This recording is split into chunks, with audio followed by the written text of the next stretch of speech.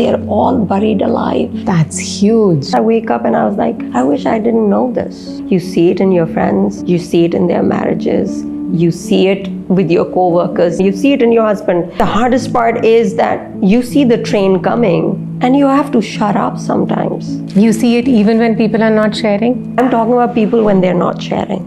You are a mind reader then. There are people who've done 3 days of training in trauma online and they call them trauma experts. And they're allowed to practice? Yeah, and next I knew, I was on the floor and I'm howling at the top of my lungs. Oh my God. And I'm lying down in a fetal position. Something that I never believed in. Something that I mocked probably all my life. What bull these people are doing. What is this childhood crap? You know what? I was so wrong.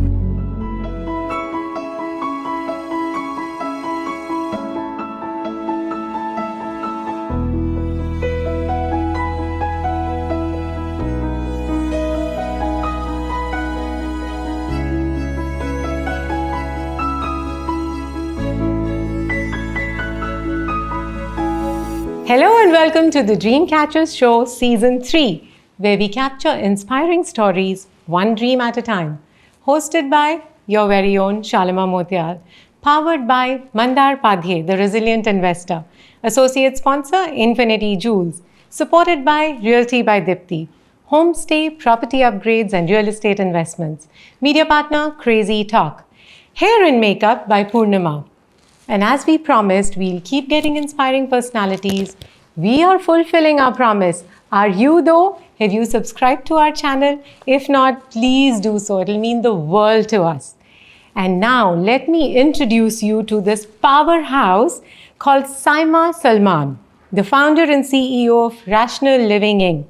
and a leading cognitive behavior therapist in Southeast Asia. Alongside her clinical work, she's also a motivational speaker, clinical supervisor, and a Pilates and Zumba instructor. What a combination, right? Bringing both body and mind movement into the way she inspires everyone. Please help me welcome Saima Salman. Thank you for coming, Saima. Thank you, Shalima. What first drew you into becoming a clinician? Growing up in Pakistan, being a teenager, I think I was quite sensitive, I would say, and way too empathetic, felt too much for too many people and too many things in the world. And I realized that I didn't like how sensitive I was. Anybody could push my button, Saima would be angry. And I think around 15 and a half, I started looking for answers. And I picked up a random book in my college library. I was in grade 1 at 3 and a half. I was thrown out of my preschool because I was making too much noise. Okay. So I started early and then I had a double promotion. So I was already in college at 15. Wow. So I picked up a book. It said A Guide to Rational Living. And as I started reading, I think by the time I finished the book, I read it at least 3 more times. It was all black and blue. It changed my life to a place where I felt it was my calling. I was like, okay, when I grow up, whoever this guy is, his name is Dr. Ellis. Mm-hmm. He is the father of cognitive behavior therapy, which is the leading, most widely used form of therapy in the world. And by the time I finished, I was like, you know what? I'm not going to be just any clinician, because his work has changed and transformed me so much that I couldn't recognize myself, Shalima. Wow. As a kid with like totally unhinged and whatever. And by the time I was, I think 17, people would meet me and even my friends, they were like, what's going on with you?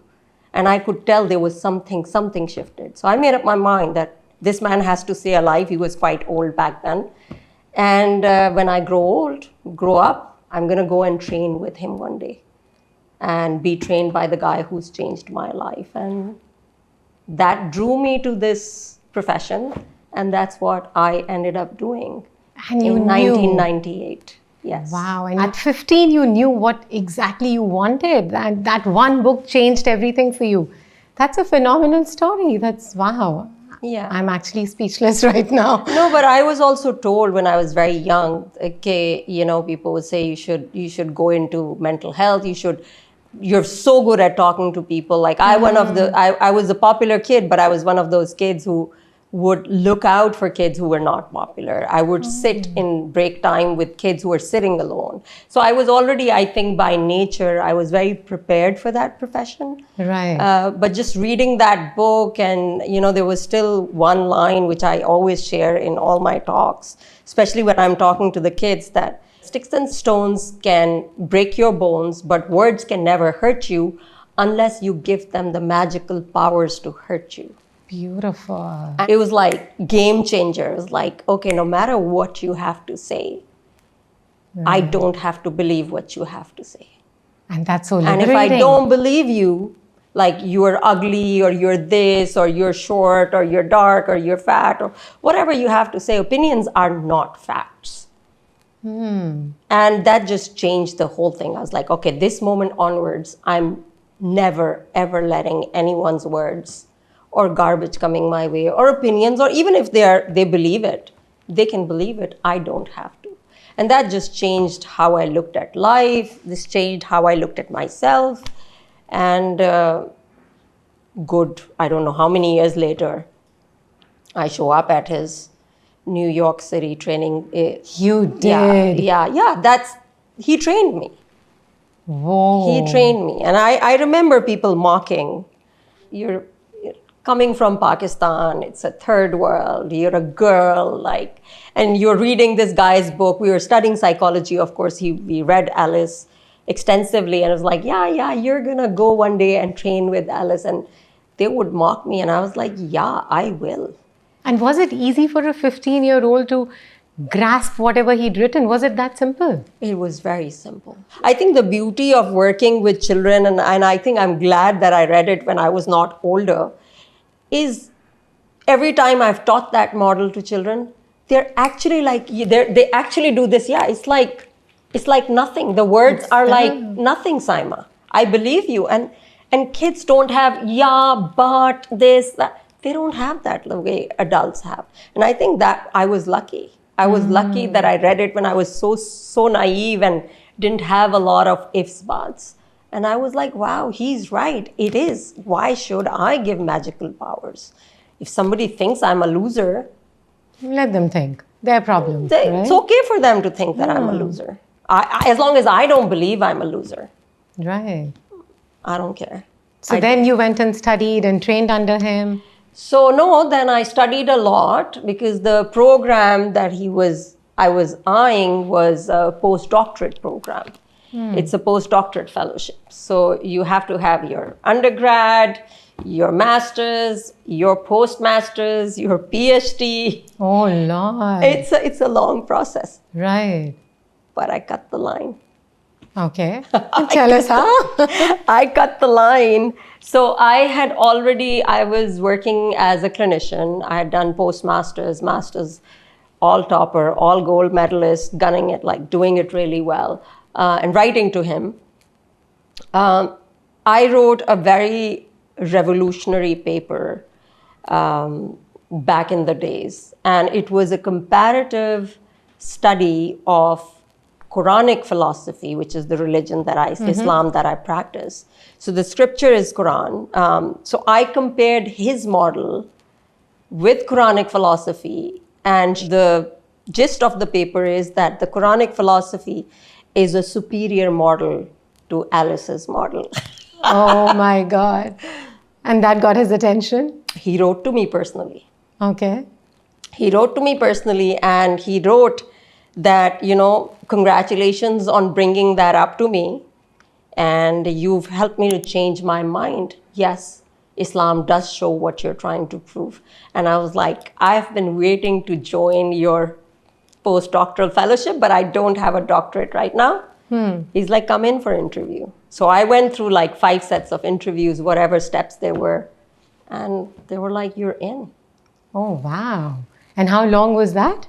It's a 2-year program. 2-year program. It's a 2-year intensive program. And did you then find it challenging because you hadn't gone through the route of being a doctor or whatever was required, and you cut through the queue? No, he said your research is better than any doctoral thesis I will see, because this is gonna target over 2 billion people who will see my model from your eyes, and you're making a great case. So I don't care you have a PhD or not. I know it's a postdoctoral program, but that thesis puts you in the qualifying round, so you're in. And I think they take like 2 people every 2 years. Oh, wow. It's a very competitive program.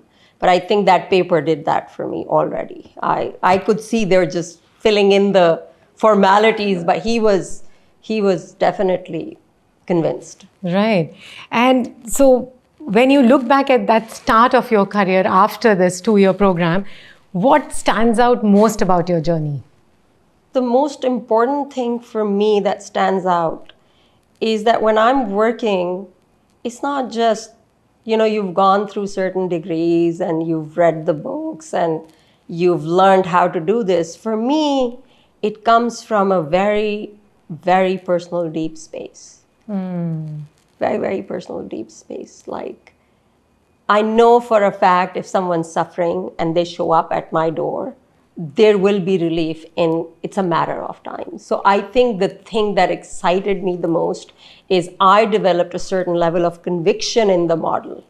Beautiful. And I think everyone at the Institute saw that when I talk, when I do therapy, and I'm very persuasive, there is a sense of conviction when I'm teaching or when I'm talking to the clients, because I 110% believe in it. If I could, as a kid, growing up in a third world country, without any mental health support or clinicians, back in the days, there was no concept, right? If I could dig myself out, if I learned to do this correctly, how many lives am I going to save? And I think that's the highlight of my career, that I practice everything I preach.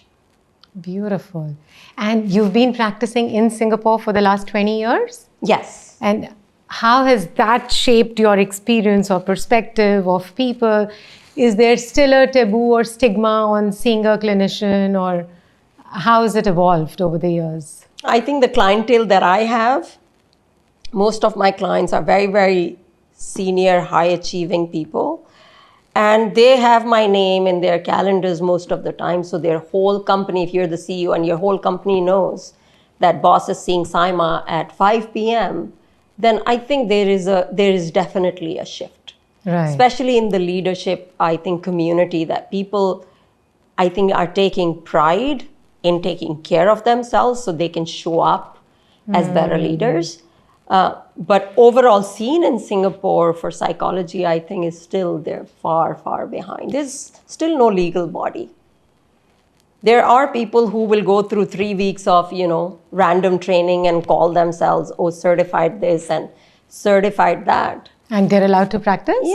Yeah, there are people who sell shampoo during the day and open the shop for therapy in the evening. You serious? Yeah, there's no legal body. If I was given an opportunity to fix it, there will be no clinicians left in Singapore. There are very few people who are qualified to provide clinical services. I'm not talking about counselors. I'm not talking about social workers. That's a different thing. We deal with very dark arts, right? It's like really disturbing diagnosis. Right. But there are people who've done like 3 days of training in trauma online, and they call them trauma experts. And I was like, but someone going through that very dark phase, how would they differentiate between a trained clinician to a counselor? I think that's a very, very good question, Shalima. That's an excellent question. And that's why I think on my website, I do have a list of questions that you can print out and ask. No matter it's a therapist, it's a clinician, it's a throat expert, ask the questions. How long have you been practicing? What is your last degree? How many people have you seen with anxiety disorders? What is your success rate? How many years did you spend training in anxiety disorders? You'll get the answers. So you're a trauma expert. What level of training have you had? Have you done masters in trauma-informed therapies? Are you trained in Gestalt? Are you trained in chair work? These are like the main, right, they would know. therapies. If you've done intensive, high-level training. And if the answer is, I've done 3 days of training online and put the, sticker for UPenn or sticker for, Harvard. People do that. It's a scary thing. I think when I started practicing, majority of my clients, if I remember correctly, have already, before coming to me, had already been through 5 therapists. And everybody, because I'm curious that way, I was like, tell me when you started off the first time versus now. He's like, I am far worse. Because the process of going through these different narratives of these different people who are just telling me garbage and not helping, has made my condition even worse. So, it's like, if I'm Desi or if I'm, Chinese or whatever, and it's okay in my culture that my husband is cheating or has another woman. So it's like the therapist would tell the client, so what? So yeah, you're going to break your family law.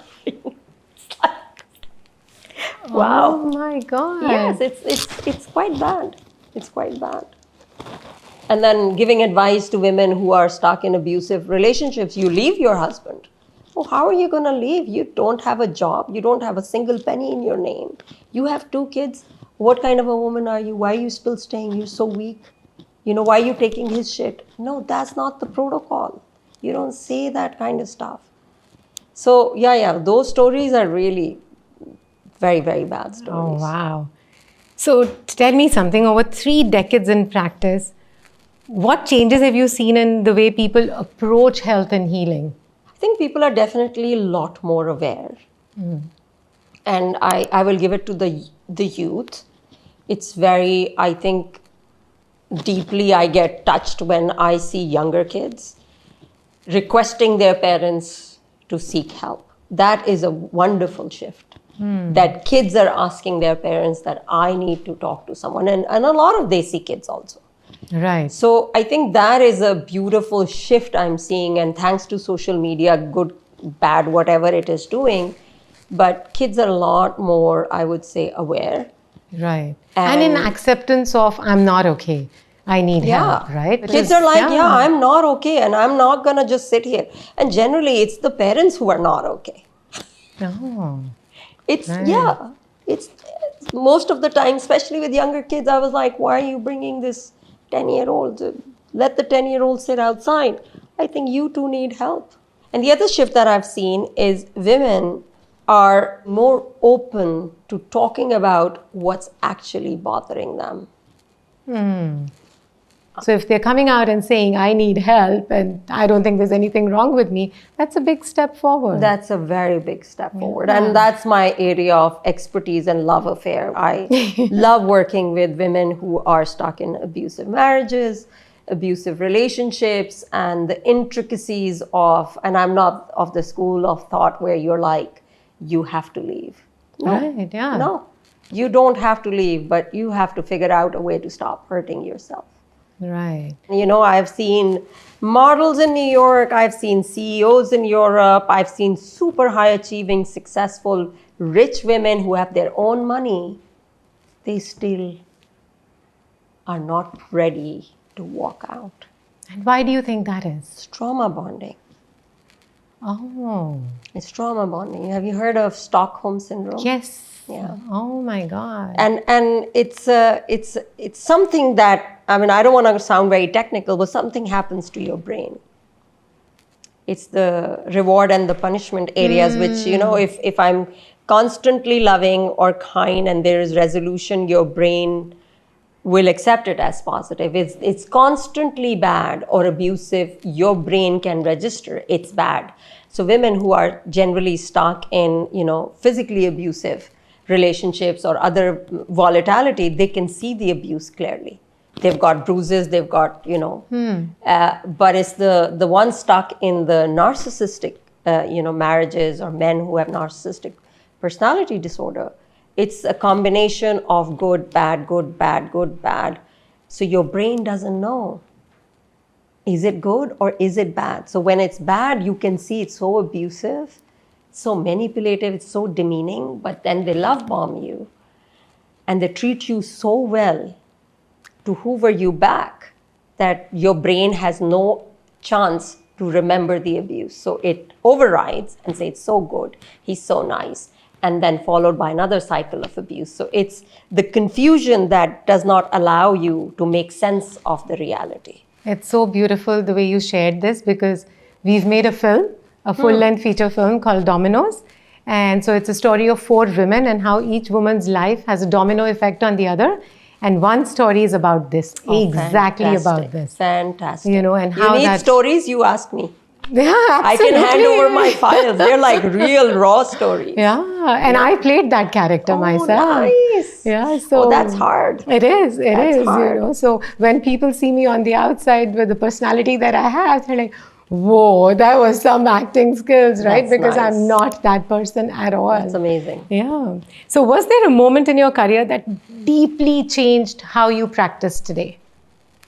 Of course, your own story and the way you came out of it, but maybe a client's story that changed your career. You know that actually, yes, about some 10 years ago, I have been all my life a hardcore enthusiast for cognitive behavior therapy. It's simplest terms, if I can explain it in one line, it's about you feel the way you think. So if your thinking and philosophy is off, your feelings will be off. And if your feelings and thinking both are off, then it'll show in your behavior. And that's your actions. In your actions, in your choices, in your behaviors. And that's something that I think really inspired me as a kid. And I was like, wow, it's not the people. It's not her. It's not them. It's me. It's my thoughts. So all I have to do is fix the way I'm thinking. And I could see the results that the minute you change your thinking and make it more sensible, more aligned with reality, more realistic, you're like, yeah, I'm not that bothered. You know, I'm actually feeling much better and I'm caring a lot less. So that was my love affair with Ellis and Beck and all of CBT until 10 years ago, which I was not a believer. I stumbled into chair work trauma therapy. Okay. Now, I don't want to sound too technical, but I showed up because I was just curious. So what they do in chair work, it's an experiential form of psychotherapy. So for example, if I have unresolved trauma from my 5-year-old self, Okay. My therapist will put a chair in front of me and bring that 5-year-old in my imagery. It's like, can you see her? And that exercise broke me. And I still tear up when I talk about it. Oh my God. Every client of mine cracks up when they see that child, especially if there is sadness in that space, especially if there is, some parts of you which are not healed from that space. And it starts as early as 5 years. You could talk to your 20-year-old self that you're upset with. Right. You can talk to a partner who's wronged you. Right. And you can have a confrontational dialogue. And the goal is to give voice to those parts, to that inner child, to that anger, to that fear that you've experienced in those moments. Because if it's not processed, we bury it, right? All of us have a lot of things buried. But I think the thing that I learned while getting trained for that is that they're all buried alive. Wow. That's huge. They're all buried alive. So we can pretend. And it shows up in different aspects of our life. Yes. Because it's not gone. And you don't need to be dysfunctional or disturbed. And that was a complete game changer for me, Shalima. Oh, wow. I would still say it's been 10 years, but I would still call myself a student of chair work, trauma therapy, in that way. I've been training for 10 years. Right. But I still call myself a student. I wouldn't dare call myself an expert because when I see the experts, I'm far away from there. Like it's almost like watching magic. So I've told all my CBT practitioner friends in New York, they have to go and have that one session. It doesn't allow you to think. You just see and you're having a conversation with yourself. And next I knew that I was on the floor. And it's a group thing. We had 20 people, clinicians in the room. And I'm howling at the top of my lungs. Oh my God. And I'm lying down in a fetal position. Something that I never believed in, something that I mocked probably all my life, that what bullshit these people are doing, what is this childhood crap, and who wants to go back there, and it's all here and now. And I was like, you know what, I was so wrong. I'm not saying CBT doesn't work. Of course, there are different modalities. It's similar because we're dealing with human suffering. But with a lot of clients, I feel, who come from very sad backgrounds or traumas, I think chair work just cracks you open. I don't have a single client that I've done it with and they were not howling. It cracks something open. And after that session, I was like, I will never be the same. Oh, wow. I will never be the same person. So do you still then with every client of yours at least do it once? I do. Right? I do. If it's so therapeutic. It is very therapeutic. I sometimes feel that something that I could have achieved in like 5 sessions with CBT, with some of my clients, this would do it in like 1 hour. And it's very deep. And a lot of stuff that people talk in chair work is something they've never talked to anyone about. That's my next question. How easy is it for people to open up? Because you're a complete stranger, right? If they're meeting you for the first time, then to open up like that and talk about their innate fears and maybe trauma, maybe suffering, maybe shame sometimes, right? How easily do they open up? I don't know how easily they open up, but let me tell you a fun fact about me. Even if a person is sitting on the bus right next to me, and if it's a 20-minute ride, by the time I get off, I have a full picture of their traumas. I think the only client, if I were to go back in my memory, was this one kid who was forced into therapy by his parents, and he wanted to just give me a hard time. How old was he? 13. Okay. Here in Singapore. He was angry, he would flip things around in my office, and you're so stupid, and you're this, and you're like, he was just trying to get a reaction out of me. So I just looked at him. It was like, I'm so sorry that we feel this way, but maybe people react to you when you do that. And maybe that's the attention you're looking for. But, I genuinely care for you. And if you're nice to me, I'll give you attention. And came from a very abusive, very loud, very volatile household. So I was like, you don't need help. You're actually right. So you go home. He's like, no, but I want to talk. It's like, no, you don't need to. Let me talk to your parents. He's like, no, let me talk. I was like, okay. So that kind of resistance I've rarely seen. But mostly people are so open. They look at me and they're like, what are you going to tell me? It's like, I'm not here to tell you anything. I'm open about my own suffering. I'm open about my own stories. So I think people read those stories. People have heard about me. I don't get like people in my referral because they've seen some marketing stuff. I've never marketed myself. 20 years, zero marketing. So my whole clientele is based on word of mouth. So somebody will tell you, just go see Saima. So people come in with having faith that, okay, maybe she is someone who can help. So having spoken about the faith and confidence, tell me, what part of being a clinician is often misunderstood by people? That we read minds. You serious? People do think that? Everybody thinks that. Now I have a joke for people who say that to me. I think recently, last week, somebody said, oh, are you going to read my mind? I was like, you want to see my charges? I ain't doing that for free anymore. But I'm very high on empathy and EQ. I can read a lot. I still remember, when I was younger, as a trainee, we were given this test where we had to look at just 100 eyes, pair of eyes. And by just looking at the eyes, we had to gauge if the emotion in the eyes is anger, hatred, vanity, envy, jealousy, you name these, because it's very hard to tell envy from jealousy in just the eyes, right? Wow. Can you imagine my score? 100 on 100. 100 on 100. And it's not even, the minute you start thinking, like, what do I see? You will never get it. You have to just look and say, oh. First instinct. Wow. Okay. So since we're talking about high EQ, what does compassionate care mean to you in practice? Compassionate care is compassionate care. Like, it's unconditional. Right. And you think all clinicians are doing it, or they're just like clocking the hour? You know, so many people I meet, and I train clinicians, seasoned clinicians and students, and sometimes I meet people and I was like, I wish you would do something else. We have these career fairs every year, and I have like hundreds of kids show up at the booth to ask questions. Some people I've said, please don't do this. You're not cut for this.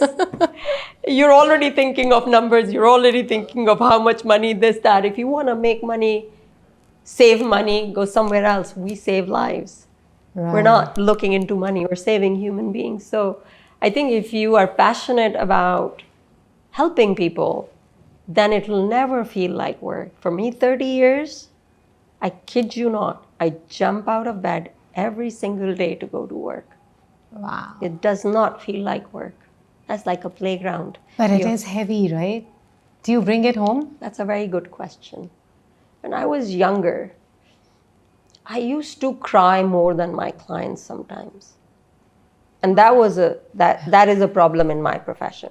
Like if my supervisors are listening to my tapes, you're like, what are you doing?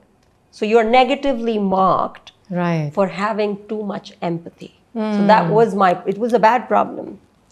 And I remember that my clients had today, Saima, I think it's okay, can I get you some more? That's bad. That's very bad therapy. Right. That's very bad therapy. So I think what changed when I developed a certain level of confidence is, rather than feeling so sad and so bad for someone's life being a mess, now I get excited because I know in 6 months we're going to change it.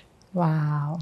Which I didn't have previously, because I would wallow and just go into their stories and be like, how could life be so unfair? And now I was like, it is what it is. We're going to pull you out.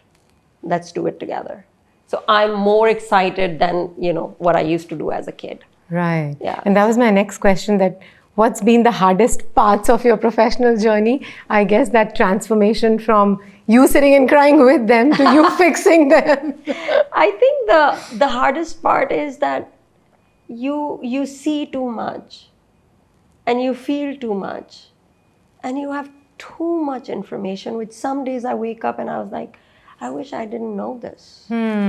Because how do you see it in your friends, you see it in their marriages, you see it in their kids, you see it with your co-workers, you see it with your helper, you see it with your children, you see it in your husband.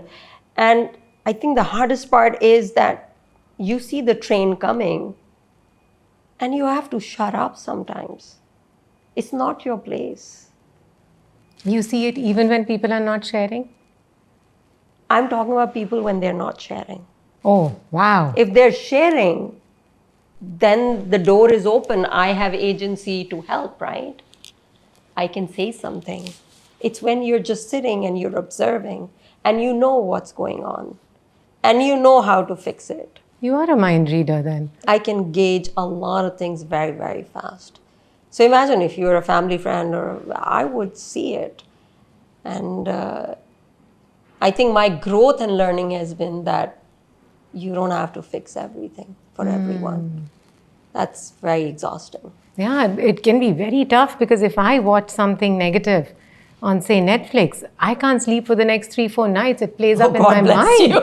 Seriously. You sit in my office one day, you won't be able to get out of bed for a week. Seriously. And I'm thinking, oh my God, I shouldn't take in content like that. It's not good for my mental health.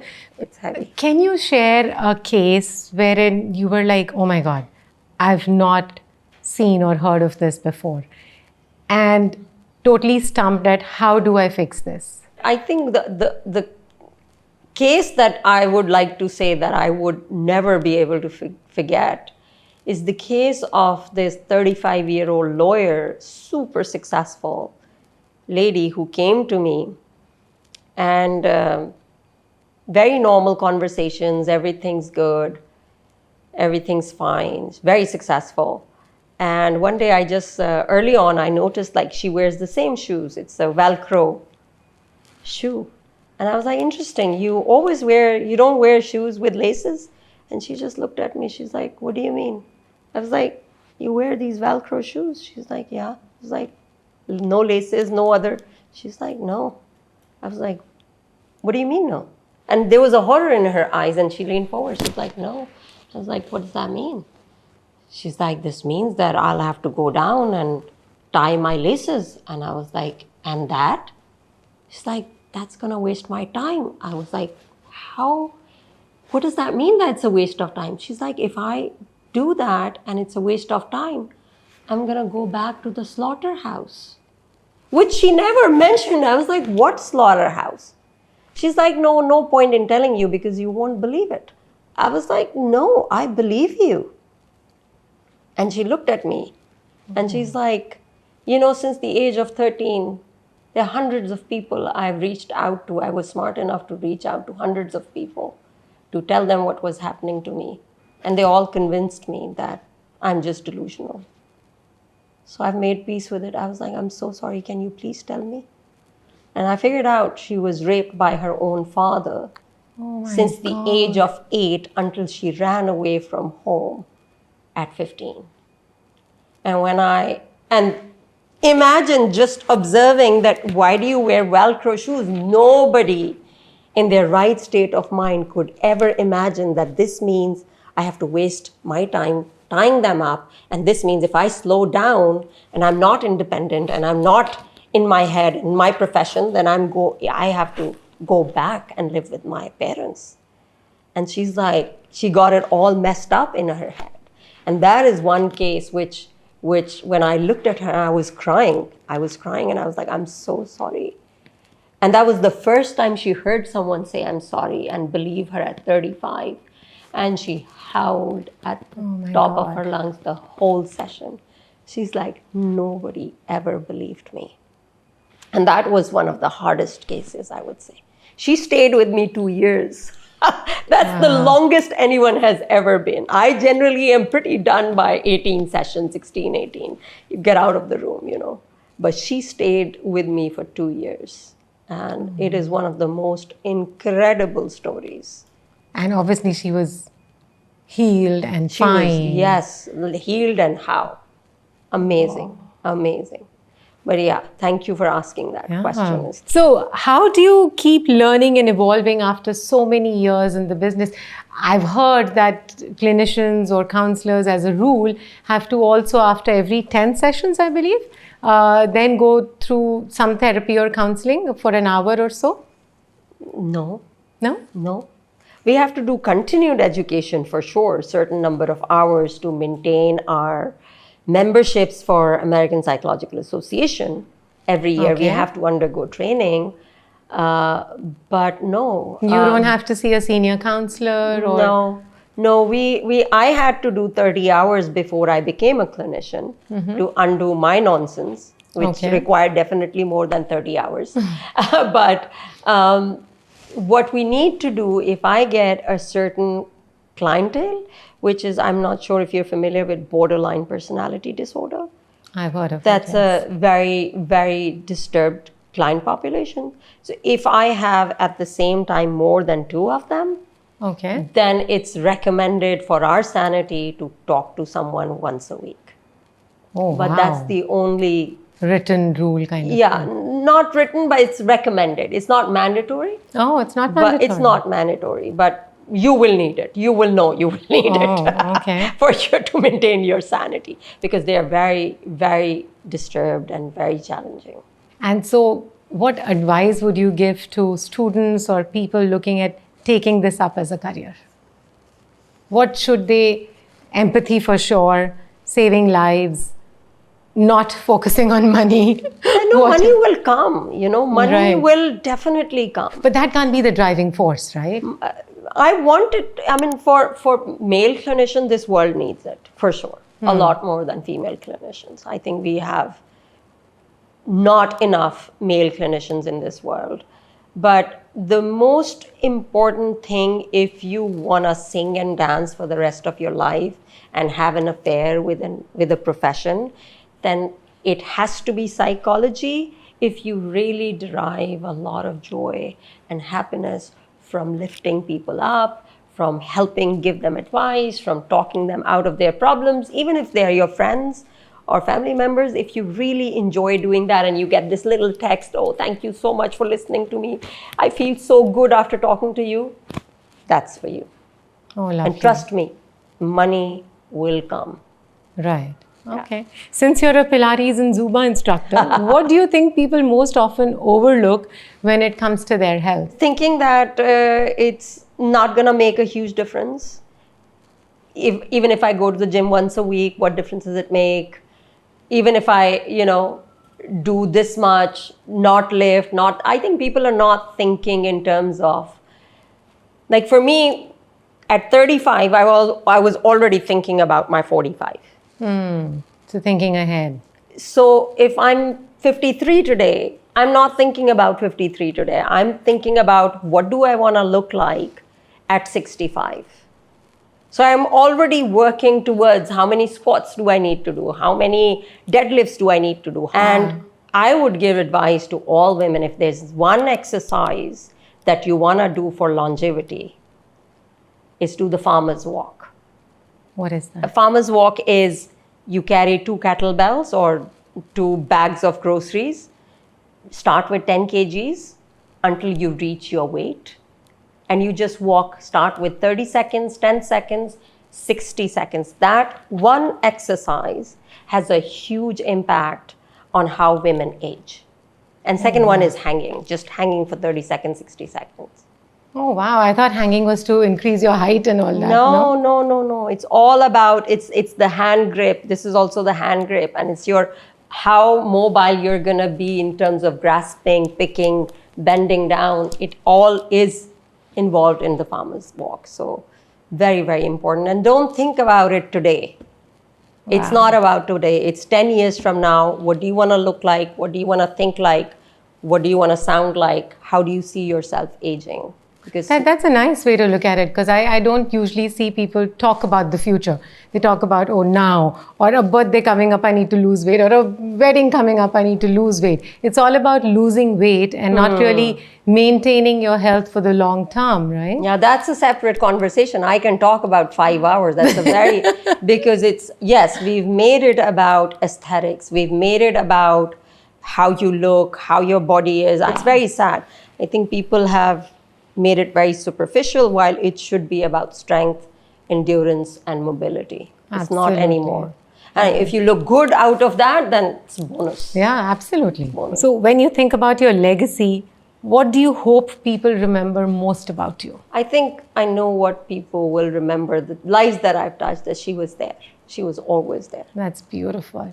And we always ask this question at the Dreamcatchers show. What is a dream you're still chasing? Maybe the dream could be to make this work so easily understandable and available for people back home in countries like India, Pakistan, countries where you don't have access. Maybe the dream I could think of, and thank you for that thought, is to make this knowledge available in bite size so people who can't read can still listen and benefit from the knowledge. Thank you so much for your time. Really appreciate it. Thank you, Shalima. And I have some fun rapid fire questions to finish Oh, this. wow. Okay. Favorite way to unwind after a hectic day? Singing, dancing. Nice. Okay. Singapore or hometown? Where does your heart feel most at home? Still New York. Oh, okay. What's one habit you're irrationally proud of? Oh, my tea intake. That's my only vice. Yeah? How many cups do you drink? Too much chai. You take the blood, it's chai. It's not blood anymore. I have no other vices. We're going to have some chai after the shoot then. Logic or gut feeling? Which wins more often? I would like to believe logic, but it's the gut. It's the gut. All right. And the last one, success to you in one sentence. Contentment. Beautiful. And that's not even a sentence. It's one complete word. Thank you so much for joining us today and for all the words of wisdom and for your service. Thank really you so appreciate much. it. And for those of you watching, thank you for being with us right till the end. Please do subscribe to our YouTube channel. We are on Instagram, TikTok, Facebook. And if you're listening to us, we are on iTunes and Spotify as well. If you love reading, we have a blog on every guest that comes here on Medium. Thank you so much. Because of you, we are in our 3rd season. So do subscribe to our YouTube channel. Signing off, Shalima Motial.